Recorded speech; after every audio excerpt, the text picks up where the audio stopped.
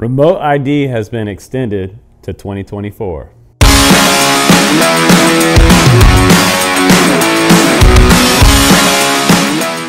What's up, guys? Welcome back to the channel. Remember a while back when we talked about this remote ID thing here on the channel? I discussed the problems that we thought that it had with it. It needed work, last week we saw some video that said, well, we're gonna give you guys some relief.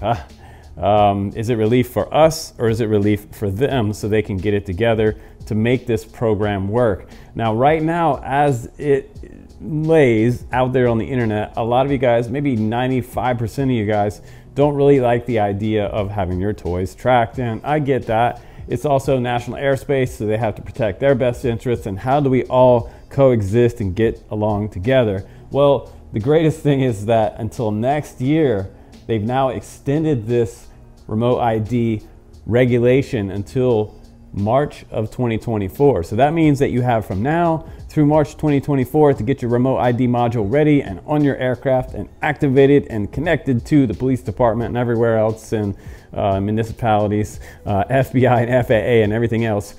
And you can continue to fly as normal under FAA regulations, of course, until then. So let's take a look at the email that I got this morning at 8:30 a.m. from the FAA.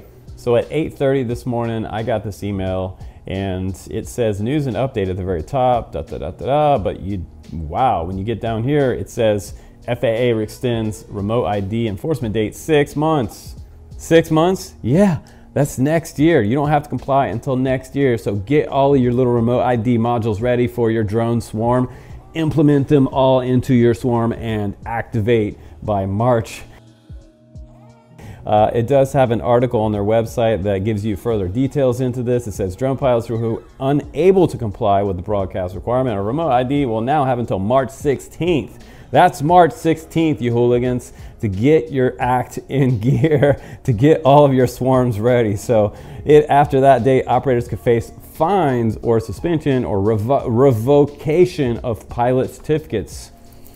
So making this decision, the FAA recognizes the unanticipated issues that some operators are experiencing from finding some remote identification broadcast modules. Yeah, there's not hardly any out there to buy right now. So how can you comply when there's none to buy? How can you comply when there's none to buy? That's actually a pretty good t-shirt.